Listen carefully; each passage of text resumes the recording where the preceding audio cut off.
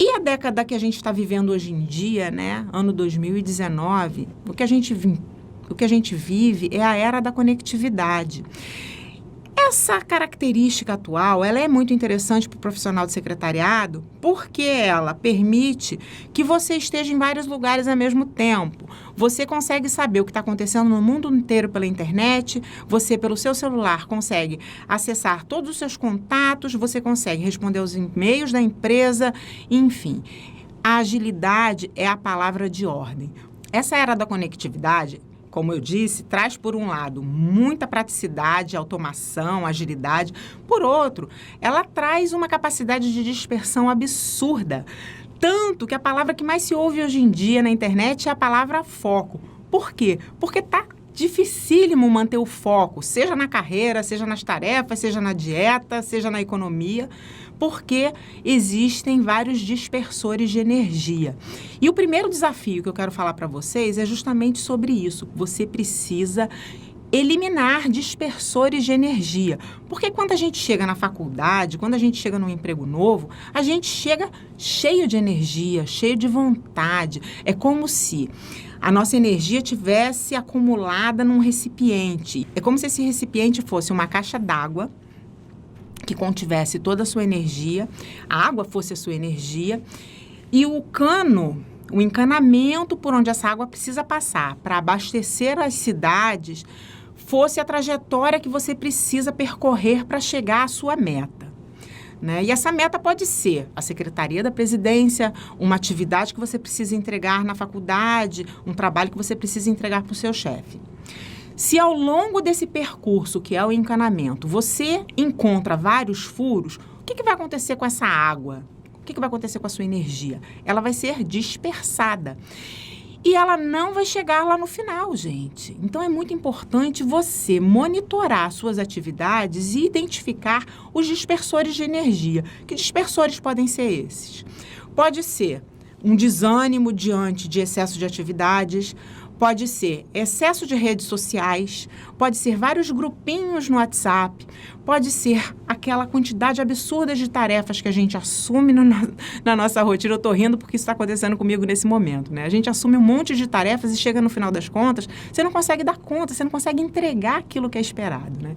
Então, é muito importante que você não desanime diante dessas dificuldades. Eu, por exemplo, quando comecei na faculdade, já contei para vocês como eu comecei, né?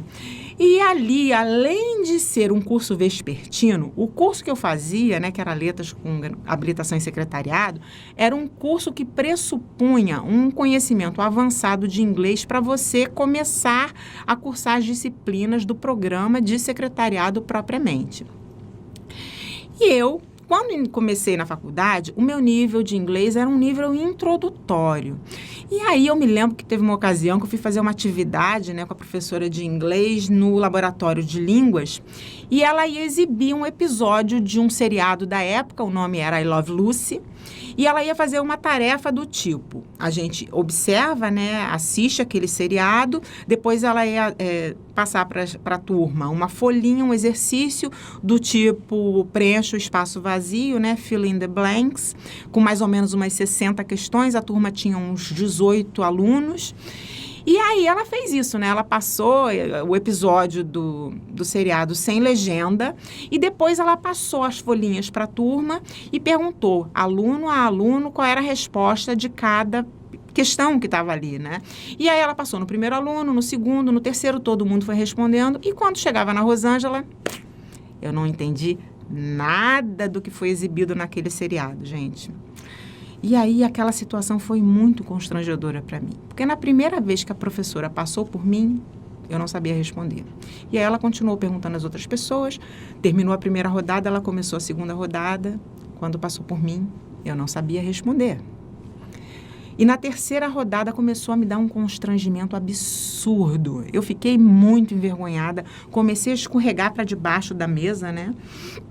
E rezar para aquilo ali acabar.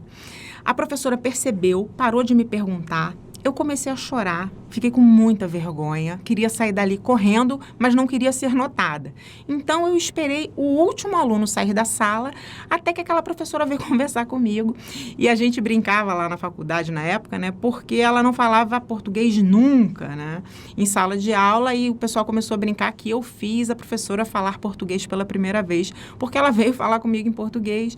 E ela falou, olha, Rosângela, você não pode desanimar, as dificuldades são enormes, o nível é puxado, mas é o seu nível. Então, você não pode se deixar abater. Situações como essas vão acontecer, aconteceram hoje, vão acontecer ao longo do caminho, mas o que não pode é você desistir de se formar.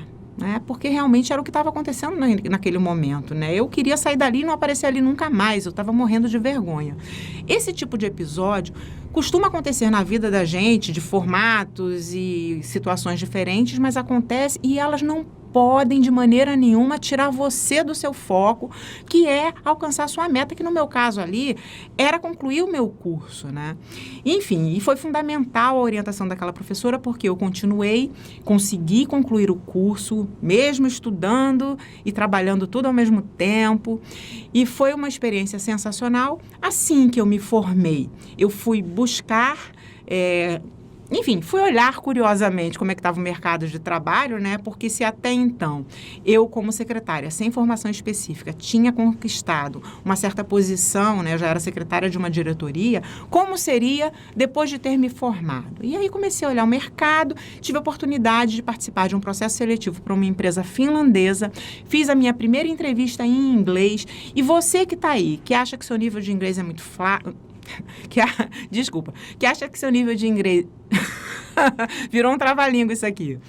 Você que está aí e acha que o seu nível de inglês é muito fraco, saiba que na minha primeira entrevista, depois de toda essa situação, né, toda essa tensão de vencer aquela limitação que era para mim falar inglês, eu passei e muito bem na minha primeira entrevista, inclusive cá para nós, eu me saí melhor que o meu entrevistador. Então, gente, vocês não podem se abater por essas dificuldades. E aí eu fui trabalhar numa empresa finlandesa. Não sei se vocês sabem, mas o único país no mundo que fala finlandês é a Finlândia. E qual era a língua principal daquela empresa? A língua oficial, o inglês.